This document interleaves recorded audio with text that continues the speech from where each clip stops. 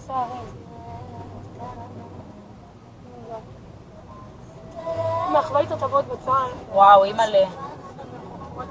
וואו, זה יריב, הדבר הלכת הכי עם טעים העולם. שאכלתי. אני אגיד לכם למה. זה בצל אמיתי. בצל, כן, זה לא כמו... כן. אבל את אוהבת בצלת? אני? רק זוכרת שאכלתי וסיימתי את כל הדשאלה. לא, בצל את אוהבת? אני מה שאני הכי אוהבת זה בצל. מה? בסלט, מה שאני אוהבת זה בצל. אני אוכלת בהמבורגר, אני מוסיפה בצל מטוגן, אני אוכלת הכל עם בצל, מה יש לה?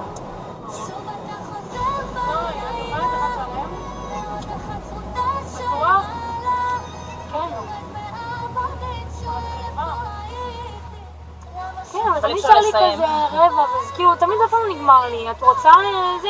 אני אגיד לך מה, אני אכלתי ביצה ולפחות אצלי, אני לא רוצה לאכול את השלם. תראה, אני בכל מקרה אצלי מילה, ואם עכשיו אני אביא לה אחותי, כי אחותי אמרתי לה שאני אביא לה. אבל מה שאת רוצה? לי לא אכפת. תגידי לי, מה אני אביא לך? מה שאת רוצה, אחותי? אני הצעתי לך, מה את רצינית? אבל את רעבה, מה? מי מסיים את זה? אף פעם אני לא מסיים. מקסימום, אם לא נדבר. יש לי אחד מתנה ליום הולדת. יש לי גם טבות בצל. יש לי לקופה, יש לי טבות בצל, נביא לנו. אז את מצפה שאני אוכל גם טבות בצל ועוד גם אני אסיים המבורגר? מאיפה? איך בא לי?